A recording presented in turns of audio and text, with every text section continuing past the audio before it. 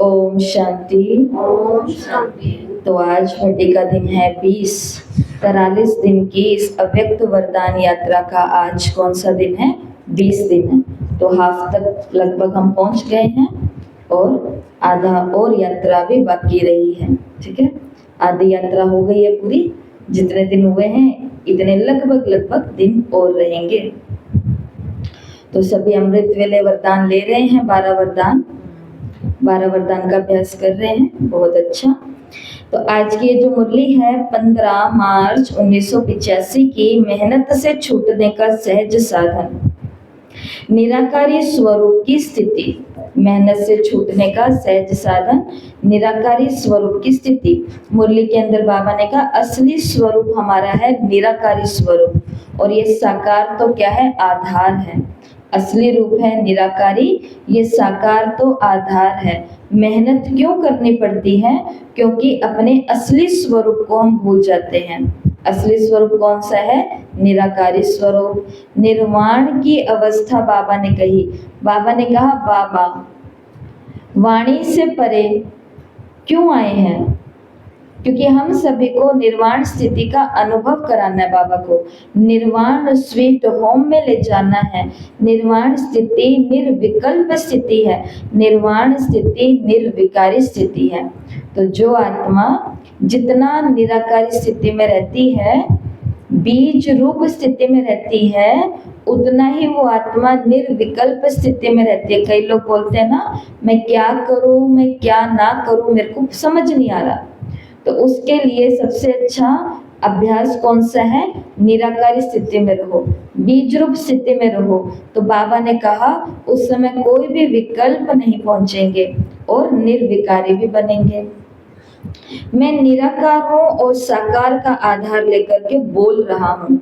कर्म कैसे करने हैं? मैं निराकार हूँ असली रूप में और साकार का आधार लेकर के बोल रहा हूँ। मैं असली में निराकारी आत्मा हूँ, लेकिन साकार का आधार लेकर के कर्म कर रही हूँ। मुरली के पॉइंट्स लिख रही हूँ मैं निराकार। मुरली सुना रही हूँ मैं निराकार। इसके लिए हम रोज क्या याद करते हैं कि कभी भी अपनी असल और नस्ल को नहीं भूलना। तो हमारी असल क्या है? असलियत क्या है? असलियत ये जो मैंने व्हाइट साड़ी पहनी हुई है, ये मेरी असलियत है। कल को मैं काली रंग की साड़ी में आपके सामने बैठ जाऊंगी और आप कहोगे आप कौन हो? हम तो आपको जानते नहीं है। ऐसा होएगा? बताओ, ऐसा होगा? ऐसा नहीं होगा, क्योंकि पहचान कहाँ से हो गई है? शक्ल से हो गई है। ऐसे ही जो हमारे हिसाब किताब, हम कहते हैं मैंने तो सोचा नहीं था ये मेरे साथ ऐसा करेंगे। ऐसा होता है ना हमारे साथ, हम सभी के साथ होता है। मैंने तो सोचा नहीं था ये मेरे साथ ऐसा करेंगे। इसको मैंने 25 साल पाला पोसा बड़ा किया, इसका सब कुछ किया, आज ये मेरे साथ ऐसा कर रहे हैं। ऐसा क्यों हो रहा है? क्योंकि जैसे कि ये ड्रेस बदल ली जाए, चाहे काली पहनो, चाहे लाल पहनो, चाहे पीली पहनो, चाहे हरी पहनो, चाहे नीली पहनो, पहचाना कहाँ से जाएगा? यहाँ से। अरे आप तो वही हो ना, अब तो वही हो ना, ऐसे करके।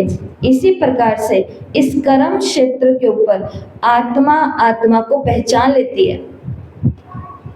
आत्मा को पहचान लेती है। जैसे वो पहचान लेती है, ये तो वो आत्मा है जो मेरे को पिछले जन्म में भयंकर दुख देकर के आई थी। जो अभी तक सुख दे रहे थे वो क्या देने लग जाएंगे?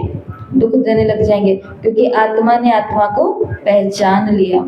और कोई सोचकर किसी को एकदम से अंदर से हुआ कि अरे ये आत्मा तो मुझे बहुत सुख दे करके आई थी, वो आत्मा अभी तक दुख ही दे रही थी। तो कई लोग बोलते हैं ना मैंने योग लगाया वो तो बिल्कुल ही अच्छे हो गए।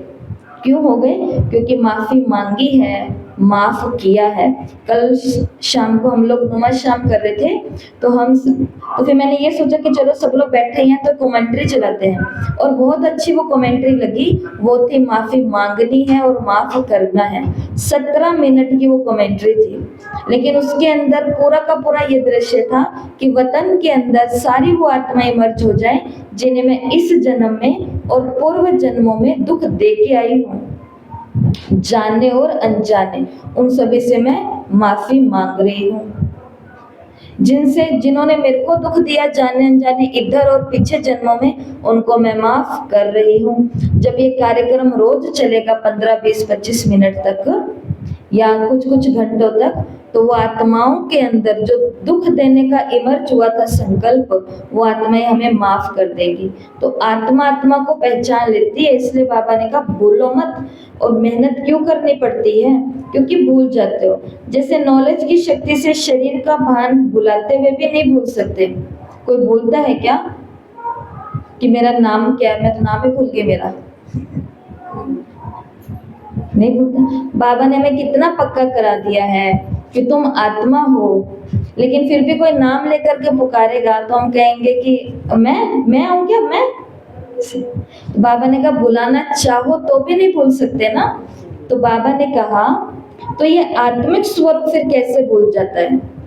जो चीज भुलानी चाहते हैं वो भी नहीं भूल रही है, तो फिर बाबा ने क्या आत्मिक रूप कैसे भूल जाता है?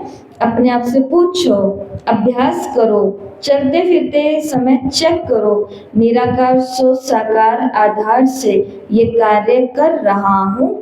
ये है आज की प्रैक्टिस। बाबा ने कहा ये अभ्यास करना है कोई भी कर्म करते समय। जैसे बाबा ने यहाँ पे क्या बताया, कोई भी कार्य करो तो अपने आप से चेक करो चलते फिरते कि मैं आत्मा निराकार सो साकार आधार से कार्य कर रही हूँ, तो फिर मेहनत से छूट जाएंगे। ये मेहनत तब लगती है जब बार बार भूलते हो। हंसी की बात बाबा बताते हैं। बाबा ने कहा स्वयं पर हंसी नहीं आती कि हम क्या करते हैं, असली रूप को भूल जाते हैं और नकली चीज को याद रखते हैं। बताओ परेशानियां हैं ये असली है या नकली है? परेशानियां जो एकदम असली लगती है, इतनी असली लगती है कि लोग जीव घात भी कर लेते हैं। परेशानी इतनी रियल लगती है कि लोग सुसाइड भी कर लेते हैं और मर्डर भी कर देते हैं। लेकिन क्या सच में परेशानियां रियल होती हैं, असली होती हैं? याद करो वो परेशानी जो आज से 10 साल पहले आई थी, जिसका आज तक नामो निशान नहीं, हमको याद ही नहीं है 10 साल पहले कौन सी टेंशन आई थी। लेकिन फिर भी थोड़ा सा जोर लगाओ यहाँ ऊपर और सोचो कि कोई ऐसे प्रॉब्लम जो 10 साल पहले आई थी। आंखें बंद करो सभी और 10 साल पहले चले जाओ, 2013 के आसपास, 12, 13, 14 के आसपास, और सोचो उस समय बच्चों की क्या उम्र थी, घर की परिस्थितियां क्या थी, शरीर में क्या था, कौन सी टेंशन है जो उस समय बहुत ज्यादा थी। ऐसा लगता था कि अब बस मरूं मरूं, भागूं भागूं। आंखें खोलो, दिखाई दी कुछ? दिखाई दी कोई टेंशन? दिखाई दी? वो है आज? वो आज तो नहीं है। पार तो बाबा ने कराया पर आज तो नहीं है। बाबा ही आज की मुरली में ये बोल रहे, मैं नहीं बोल रही। कहीं बोलोगे कि ले दीदी बोल रहे परेशानियां नकली हैं। दीदी को तो खुद की परेशानियां भी असली ही लगती हैं। जब परेशानी आती है तो क्या लगती है? असली ही लगती हैं। तो ये तो बाबा आज हम सभी आत्माओं को हंसी की बात बता रहे हैं कि तुम्हें खुद के ऊपर हंसी नहीं आती कि जो चीज नकली है उसे याद करते रहते हैं और जो चीज असली है उसे भूल जाते हैं। ये जो अभी आपने कहा कि बाबा ने पार लगाया, ये क्यों लगाया बाबा ने पार? ये क्यों लगा रहे हैं और क्यों लगाते जाएंगे? उसका कारण भी यही है कि परेशानियों के समय भी हमने अपने असली बाप को याद किया, मतलब कि ऊपर वाले को याद किया। तो असली चीज को याद करेंगे तो ही नकली से पार निकल सकते हैं। तो कहने का भाव ये है, जैसे एक मूवी चलती है वो असली है या नकली है? लेकिन पैसे तो असली के खर्चने पड़ते हैं देखने के लिए। रो भी लेते हैं असली में, गुस्से भी कर लेते हैं असली में, किसी के ऊपर प्यार भी आ जाता है असली में, किसी के साथ डिशम डिशम भी हो जाती है असली में, पॉपकॉर्न भी असली में खा लेंगे, कोल्ड ड्रिंक भी असली में पी लेंगे, बर्गर भी असली में खा लेंगे, सारा कुछ तो असली में करेंगे। लेकिन वो मूवी असली है या नकली है? बस यही बातें हैं।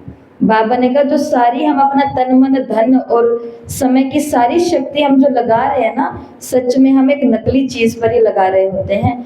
इसके बजाय हम किस पर लगा लें? ये निर्वाण की स्थिति। कौन सी स्थिति? वाणी से परे रहने की स्थिति, साइलेंस की स्थिति, निराकारी स्थिति। निराकारी स्थिति ये तो हो गई है हंसी की बात। बाप दादा को कभी कभी आश्चर्य भी लगता है। बाबा ने कहा खुद पर हंसो भी, और बाबा को भी आश्चर्य लगता है कि अपने आप को भूल जाते हैं और भूल करके फिर क्या करते हैं, भूल करके अपने आप को भूल करके फिर हैरान होते हैं। हैरान होते हैं मतलब टेंशन भी असली की करेंगे, गोली भी असली में खाएंगे, असली के डॉक्टर के पास जाएंगे। और कमाल की बात है, लेकिन दुख की बात है, कमाल की बात है कि रोग भी असली में लगा लेंगे। अभी हम बहुत अच्छी कॉन्फ्रेंस चल रही थी ज्ञान सरोवर में, तो उसके क्लास में उन्होंने बोला कि टेंशन तो कुछ समय की होती है, बात कुछ समय की होती है, जो बैठ करके 2 मिनट में फिनिश की जा सकती है, लेकिन उस बात को हमने घसीट लिया कुछ दिन, कुछ महीने और कुछ साल तक, और इसी के बीच में शरीर में क्या आ गया, रोग आ गया। अब वो बात तो टेम्परेरी हो जाएगी, लेकिन वो रोग क्या हो गया, परमानेंट हो गया। तो नकली चीज के पीछे असली खतरा ले लिया ना, इसलिए बाबा को आश्चर्य लगता है कि मेरे बच्चे अपने आप को भूल करके क्या होते हैं, बहुत हैरान होते हैं। हैरान होकर के बाबा को क्या कहते हैं, मुरली में नहीं है, हैरान होकर के बाबा को क्या कहते हैं, हाँ क्या कहते हैं,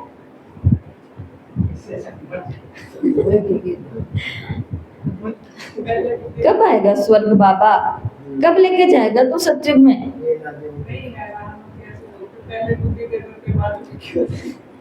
बुद्धि पहले दे देते बाद में क्यों दी, है ना। जैसे बहुत गर्मी है, बहुत गर्मी है, नकली है, ये नकली है, खाना बनाना असली है, खाना बनाना असली है, भूख भी असली है, बना लेंगे खा लेंगे तो गर्मी भाग जाएगी। तो ये बहुत गहरी बातें बाबा हमें बता रहे हैं असली और नकली की। बाबा ने कहा हो मास्टर सर्वशक्तिमान, कॉपियां भर दी लिख लिख करके, क्या मैं मास्टर सर्वशक्तिमान आत्मा हूँ, मैं मास्टर सर्वशक्तिमान आत्मा हूँ। किसी को ज्ञान सुनाएंगे तो क्या सुनाएंगे, अरे आप क्यों रो रहे हो, आपको पता नहीं आप अपने कौन है, अपने आप मास्टर सर्वशक्ति, आप मेरे साथ चलना सेंटर, मैं आपको लेकर के जाऊंगी, बहुत शक्तिशाली हो आप, देखो बहुत शक्तिशाली। और खुद की बात आती है हमारी तो गुब्बारा फूट जाता है। पड़ोसी गए घूमने आवे तो घर में घूमने आए तो पता चलेगा। बाबा ने कहा कहते हैं मास्टर सर्वशक्तिमान, और मेहनत, मास्टर सर्वशक्तिमान का मतलब होता है मालिक ना कि प्रजा। बाबा ने कहा मालिकों की प्रजा हो, राजे हो ना कि प्रजा हो। वैसे भी जो योग्य बच्चा होता है उसे क्या कहते हैं, ये मेरा राजा बच्चा है। अधिकारी होना, अधिकारी होना, तो बाबा ने कहा ये शक्तियां, ये गुण सब आपके सेवाधारी हैं, इनका आह्वान करो, हाजिर हो जाएंगे। छोटी छोटी बातों में हम सभी को ये प्रैक्टिस करने की बहुत आवश्यकता है आने वाले समय के लिए। बाबा ने कहा ये शस्त्र हैं, जो कमजोर होता है वो शक्तिशाली शस्त्र होते हुए भी कमजोरी के कारण हार जाता है। शस्त्र बहुत पावरफुल है, बंदूक है हाथ में, लेकिन मन के अंदर कोई कमजोरी आ गई है तो फिर वो हाथ में कितना भी शक्तिशाली शस्त्र है, लेकिन खुद की कमजोरी के कारण वो शस्त्र भी नहीं चल पाता। अंदर में इतनी क्वालिटी है। कल भी मैंने आपको कहा था कि अगर यहाँ पर कोई भी आत्मा लाई गई है, हम आए नहीं हैं, ना आप और ना हम लाए गए हैं। अगर मैं यहाँ पर लाया गया हूँ, बुलाया गया हूँ, आह्वान किया गया है मेरा, तो भगवान ने मेरे अंदर क्या देखा, जाने क्या देखा मुझ में, मुझे अपना बना लिया। खुद को कुछ नहीं दिखाई दे रहा अभी तक कि मेरे अंदर क्या क्वालिटी है, जबकि अभी तो उसने क्वालिटी भर दी है, तो हम देख तो सकते हैं ये है, पर जब उसने मेरे जैसे को पसंद किया था तब तो मेरे अंदर क्या था। मुरली के अंदर कहा ढूंढना था, तड़पना था, पुकारना था, मेहनत थी, भटकना था, ये सब कुछ चल रहा था, और अटरम पटरम तो बहुत कुछ था। तो भी उसने हमको क्या कर लिया, बोलो जल्दी से, क्या कर लिया, अपना लिया, अपना लिया, पसंद किया, पसंद कर लिया, और खास स्थान पर ला करके बिठा दिया। आज लोग अंदर नहीं आते। पहले मैं सोचती थी कि क्यों नहीं आते, वे हमारे वाले बाबा के पास ये क्यों नहीं आते, क्या है कारण। और धीरे धीरे लोग जब हमसे खुल जाते हैं तो वो रियल कारण क्या बताते हैं, इस पवित्र स्थान पर आने के योग्य नहीं अभी हम, कारण ये है क्योंकि हम थोड़ा लहसुन प्याज खाते हैं इसलिए हम अंदर नहीं आएंगे, तो उनको समझाना पड़ता है आ सकते हो। कभी कभी हम ड्रिंक करते हैं इसलिए हम अपवित्र, हम नहीं आ सकते इतने पवित्र स्थान पर, तो उनको कहते हैं कि कोई बात नहीं, अभी तो नहीं करा हुआ, आ सकते हो। हमने सुबह सब कुछ भाग्य भाग्य तो हमारे लिए अगर ये खास स्थान, तो है आते टाइम हमारे लिए एक खास स्थान अगर बनाया गया है, ये खास स्थान भी बनाया गया। देखो किसी को अगर कहा जाए आप अपने घर का एक कमरा दे दो, दीदी रोज आकर के क्लास कराएंगे, तो उस समय हम सोचते हैं घर में 2 कमरे हैं, घर में 3 कमरे, घर में 4 कमरे, एक बच्चे का, एक मम्मी का, एक पापा का, एक टीवी का, एक गेस्ट का, एक इसका, एक उसका। कहाँ, कमरे ही नहीं है, कुछ ही नहीं है हमारे पास तो। लेकिन भगवान ने ऐसे स्थान हमारे लिए बनाए, किसी को अपना बनाया, उनकी बुद्धि को घुमाया, उनको यूज कराया और हमारे लिए स्थान बन गया। चाहे सेंटर्स होते हैं, चाहे पाठशालाएं होती हैं, चाहे क्लासेस होती हैं, जो भी होते हैं, क्योंकि हम कौन है, खास है। तो ये सारा कार्यक्रम उसने हमारे लिए आयोजित क्यों किया? क्योंकि एक विशेषता है हमारे अंदर, वो बस हम ही लगा सकते हैं, वो दूसरा नहीं लगा सकता कोई इस यज्ञ में। यज्ञ का मतलब आप जहाँ के यज्ञ के भांति बन गए हो, वहां पर वो काम मैं ही कर सकती हूँ, कर सकता हूँ, मेरे अलावा और कोई भी उस भावना से। तो जब हम अपनी वो विशेषता, वो गुण, वो शक्ति को याद रखते हैं तो बाबा ने कहा बहादुर बन जाते हैं। और जब हम अपनी वो गुण, विशेषता और शक्ति को भूल जाते हैं तो बाबा ने कहा कमजोर बन जाते हैं। इसके लिए अपने गुणों को, अपनी विशेषताओं को, अपनी शक्तियों को बाबा ने कहा ऑर्डर करो। मन की मेहनत से तो अब छूट गए, बाबा ने कहा ये अभ्यास करेंगे तो मन की मेहनत से छूट जाएंगे, और छूट भी गए हैं, अब तो हम सेवाधारी हो गए। बाकी बाबा ने कहा शरीर की मेहनत तो यज्ञ सेवा के लिए करना अलग बात है, वो भी यज्ञ सेवा के महत्व से को जानने से मेहनत लगती नहीं है। यज्ञ की सेवा के अंदर जो शरीर लगाते हैं अपना, बाबा ने कहा उनको वो मेहनत नहीं लगती, कारण क्योंकि वो यज्ञ सेवा के महत्व को जान गए हैं। बाबा ने कहा देखो आप मधुबन आते हो, यहाँ भोजन बनता है, सारे कार्य होते हैं, लोग देख देख करके क्या समझते हैं कि ये इतना हार्ड वर्क कैसे करते हैं, इतना हार्ड वर्क कैसे करते हैं। लोगों को बड़ा आश्चर्य लगता है कि इतना बड़ा कार्य कैसे हो रहा है, कैसे हो रहा है, क्योंकि सेवा को वो क्या समझते हैं, यज्ञ सेवा के महत्व को समझते हैं, तो उनको सारा खेल लगता है, खेल लगता है, मेहनत नहीं लगती। ऐसे महत्व के कारण बाप से मोहब्बत होने के कारण मेहनत का रूप बदल जाता है। तो अगर किसी को चाहिए कि इस ज्ञान मार्ग में मुझे सेवा करने में, कुछ भी करने में मेहनत ना लगे, तो उसके लिए पहले सेवा के महत्व को जानना पड़ेगा। ये जो हम बोल देते हैं ना जाने अनजाने, हम मतलब कोई भी बोल देता है कि कोई नहीं, वो है, वो कर तो लेंगे, उन्होंने हमें कहा तो नहीं। तो ये बातें से ये पता चलता है कि इस आत्मा को सेवा का महत्व मालूम नहीं है। सेवा का महत्व मालूम होता तो फिर मोहब्बत में उस खेल को खेलने लग जाते, क्योंकि अभी मैंने आपको कहा था ना कि सेवाएं भी क्या है, एक खेल है। दीदियां सुबह स्कूटी उठाती हैं, बहुत सेवा केंद्रों पर हमने सुना, और अब हम अनुभव भी कर रहे हैं। सुबह स्कूटी लेते हैं, निकलते हैं, और वो सीधा संध्या को अंदर आते हैं। उनके लिए निकलना, देखो चलाने में जोर तो लगता है ना, या ऐसे उड़ के नहीं चली जाती है संकल्प से कैसे। और आपको पता होता है ना कि गांवों के जो रास्ते होते हैं वो बिल्कुल हमारे लिए साफ सुथरे नहीं होंगे, सीधे सड़कें, उबड़ खाबड़, नाले, कच्चा जमीन, ये सब कुछ। तो देखो बहनें जाती हैं, सुबह से शाम तक आती हैं, और उनको फिर अगले दिन जाने के लिए वो तैयार हो जाती है। कभी गिर भी जाते हैं, बहुत कुछ नुकसान हो जाता है, कभी गिरते गिरते बच जाते हैं, धूप भी लगती है, बहुत कुछ होता है ना, बहुत कुछ होता है। परंतु और कितने लोगों के बीच में से निकलना पड़ता है, नहीं तो क्यों जाएं, ये देवी अंदर ही बैठे, पर बाहर क्यों जाएंगे, क्योंकि ये सेवा के महत्व को जानती है कि अभी सीजन चल रही है आत्माओं को ज्ञान सुनाने के, तो कर लेते हैं, क्योंकि बाद में तो समय केवल और केवल मूर्ति बनने का आएगा, साक्षात्कार का आएगा, उस समय कुछ नहीं होगा। तो खेल खेल के अंदर ये सारी मेहनत क्या लगती है, मोहब्बत के अंदर ये सारी मेहनत क्या लगती है, खेल लगती है। बाबा ने कहा वैसे भी द्वापर युग से तो क्या की है, मेहनत ही की है। किसमें? ढूंढने की, तड़पने की, पुकारने की, मन की मेहनत करते आए हो। मन की मेहनत के कारण धन कमाने की भी मेहनत बढ़ती गई। आज किसी से भी पूछो तो क्या कहते हैं, धन कमाना मासी का घर नहीं है।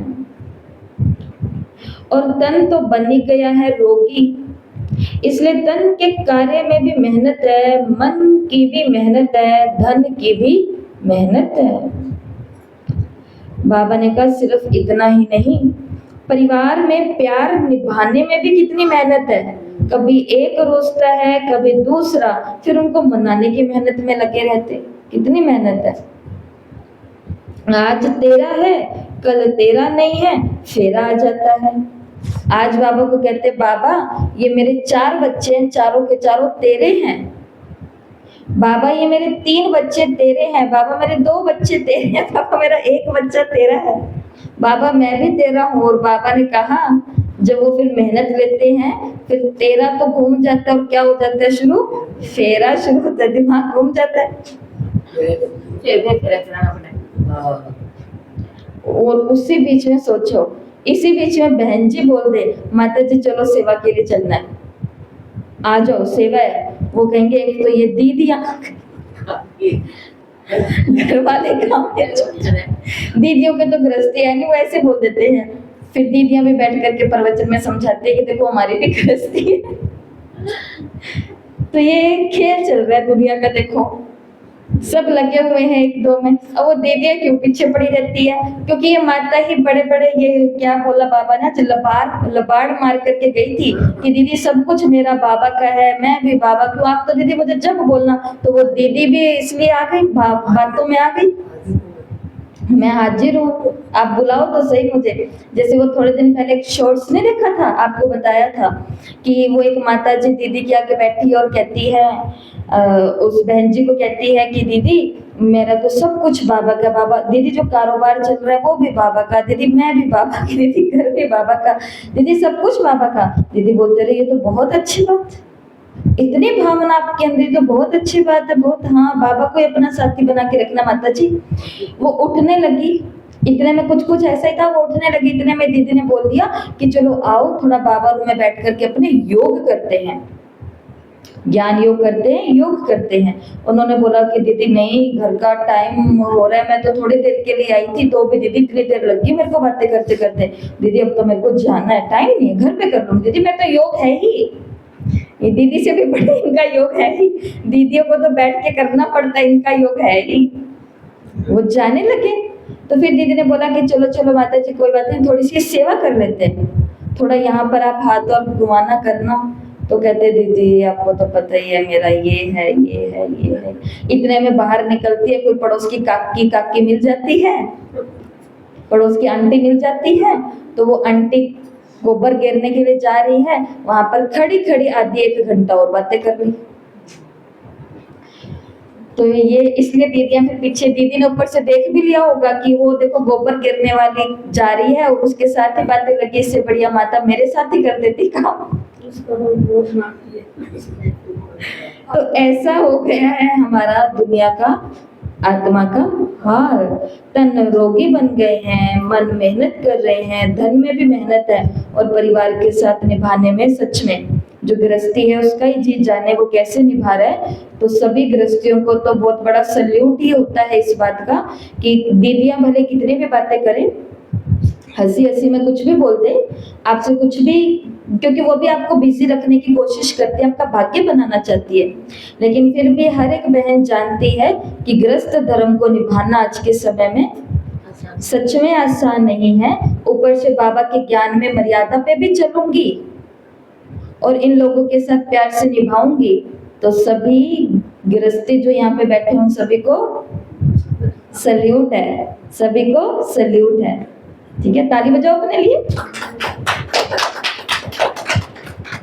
आपको बहुत सलूट, आप क्या काम तो वो तो सल्यूट देंगे तो सल्यूट मिलेगा। भगवत धूप में बारिश में माना बूढ़ी क्या ना समझाओ 2 घंटा तक फिर माता को करे वहाँ पर बच्चा को तो करे दुनिया सारी है वहाँ पर आपसे मोटे मोटे ये 50-55 साल का हो गया मन बिठा रखिए कॉपी पेन दे गया तो सल्यूट की बात है ना, इसलिए बाबा ने आज हमें क्या बोला कि बाप दादा पहले, भी आप समझो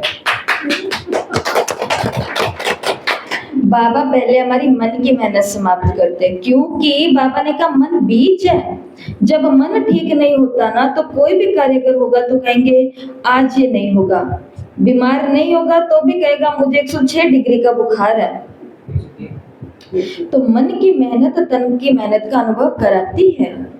धन भी ऐसे ही होता है, मन थोड़ा खराब होगा कहेंगे बहुत काम करना पड़ता है, बहुत कम कमाना बड़ा मुश्किल है, वायुमंडल खराब है। और जब मन खुश होगा तो कहेगा कोई बड़ी बात नहीं है, काम वही होगा। लेकिन मन की मेहनत, धन की मेहनत भी अनुभव कराती है ना। मन थोड़ा सा तनाव में आता है तो तन और मन पर, धन पर, सब पर असर पड़ता है। और यहाँ पर बाबा ने हम सभी के लिए बहुत अच्छी खुराक दी है, ये अब हमें करना है। बाबा ने कहा 63 जन्म मेहनत करी ना, बाप दादा बच्चों के मन की मेहनत नहीं देख सकते, नहीं देख सकते। अब एक जन्म मौजों का जन्म है, मोहब्बत का जन्म है, प्राप्तियों का जन्म है, वरदान का जन्म है, मदद लेने का जन्म है, मदद मिलने का जन्म है। बाबा हमारी मदद करने के लिए आया है, सारे बोझ अकेले के लिए नहीं उठाने। घर में अगर बच्चों की तरफ से प्रॉब्लम आ रही है तो बच्चों का बड़ा भाई है, उसको बीच में लेकर के आओ। बड़ा बेटा कौन है आपका?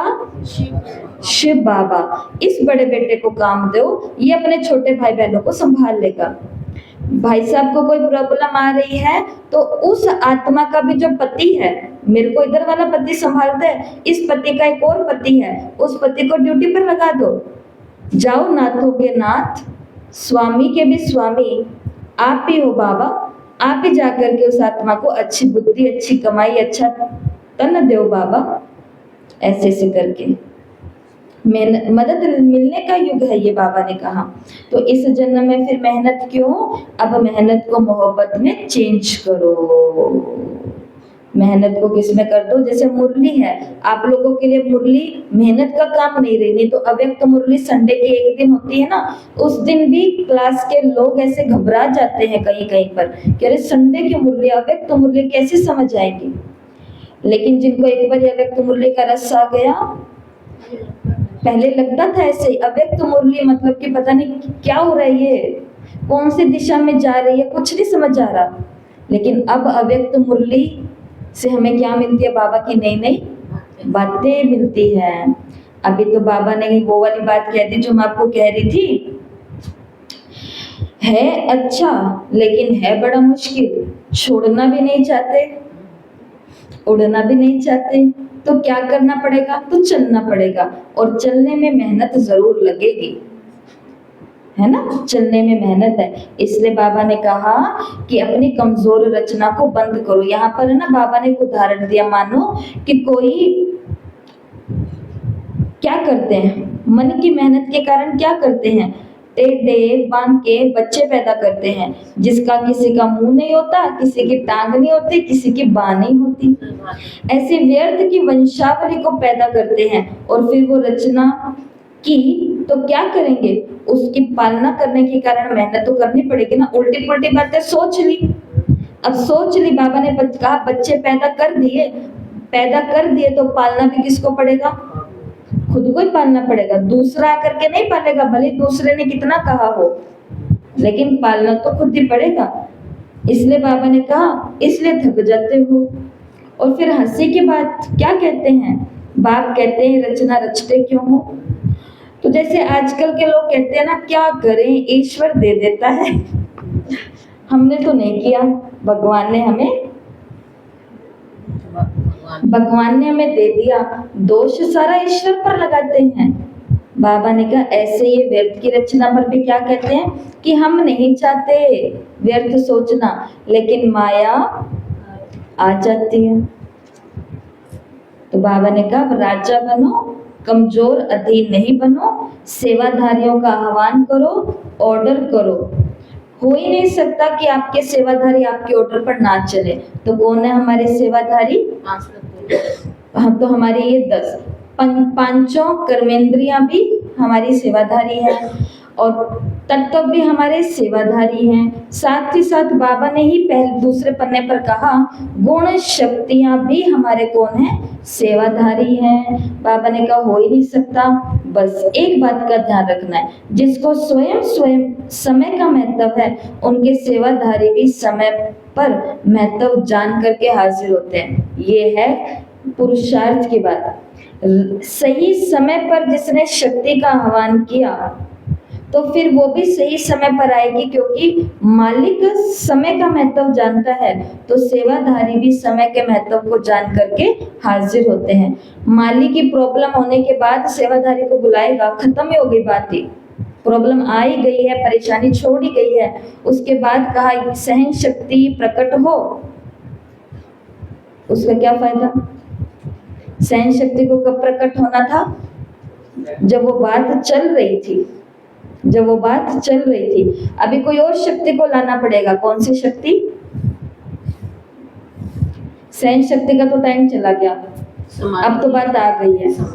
अब 2 शक्तियां, एक तो है समेटो, जो बिखेरा है, अब बात करके मिलजुल करके कुछ भी करके अब इसको समेटो है, सॉल्यूशन क्या है इसका।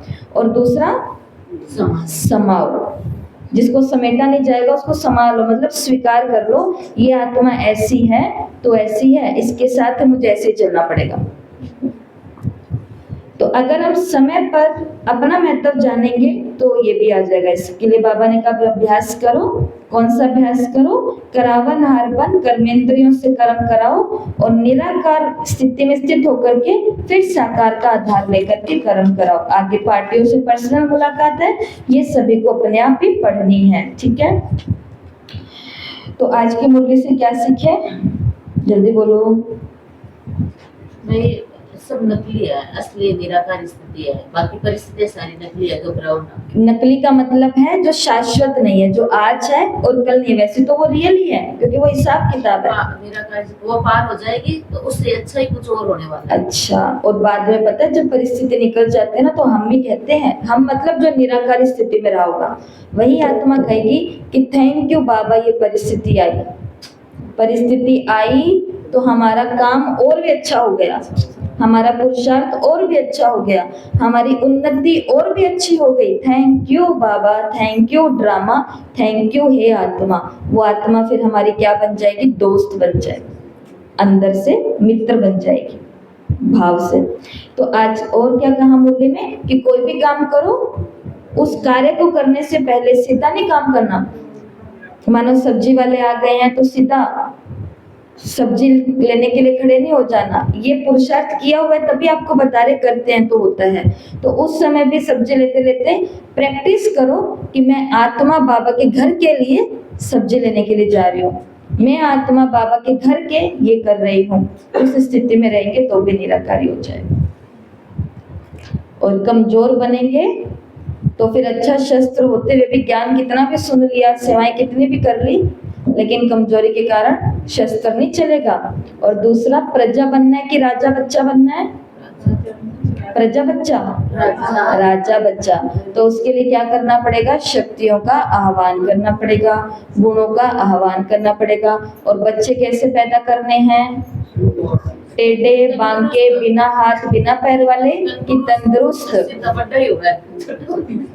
दादी गुलजार दिल्ली के पांडा भवन में रहते थे ना, तो दादी गुलजार कहते थे कि मैं टेढ़े बांके बच्चे नहीं पैदा करूंगी, मैं करूंगी तो तंदुरुस्त बच्चे पैदा करूंगी। दादी कहते मैं तंदुरुस्त बच्चे पैदा करती हूँ, इसके लिए मेरे को मेहनत नहीं करनी पड़ती। तंदुरुस्त बच्चे का मतलब उस आत्मा को हर चीज का एक्सपीरियंस कराना, अनुभव कराना। अनुभव करा करके वो आत्मा एकदम तंदुरुस्त हो जाती है। अब कोई भी बात उसको कहेंगे उसको कोई फील नहीं होता, कोई फंक नहीं होते, कोई तनाव ना लाते हैं ना देते हैं।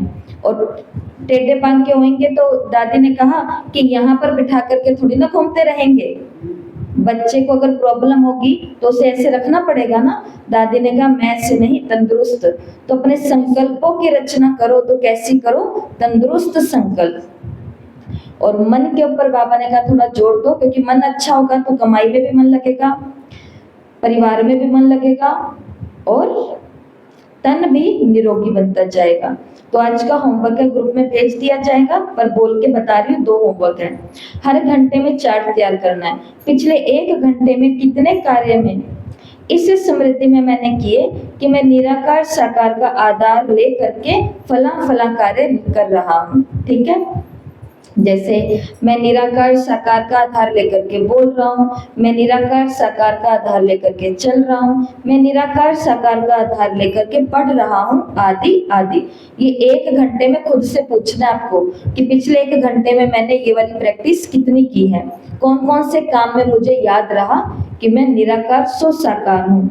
और दूसरा, बीते 1 घंटे में जो कार्य किया उसमें सेवा का भाव था या मेहनत की महसूसता थी। पिछले 1 घंटे में, हर घंटे का चार्ट है, पिछले 1 घंटे में जो मैंने सेवा की, जो मैंने काम किए, उसमें सेवा का भाव था या फिर मेहनत की महसूसता थी। हाँ चलो हो गया भाई, ठीक है, ऐसे नहीं, सेवा। चलो भाई, थैंक यू बाबा, आपने मेरे से ये वाली सेवा आज करा ली, शुक्रिया बाबा, शुक्रिया, ऐसे। ठीक है, ये दोनों होमवर्क सभी को करने हैं। ओम शांति, ओम शांति। तो सभी आज की मुरली के अनुसार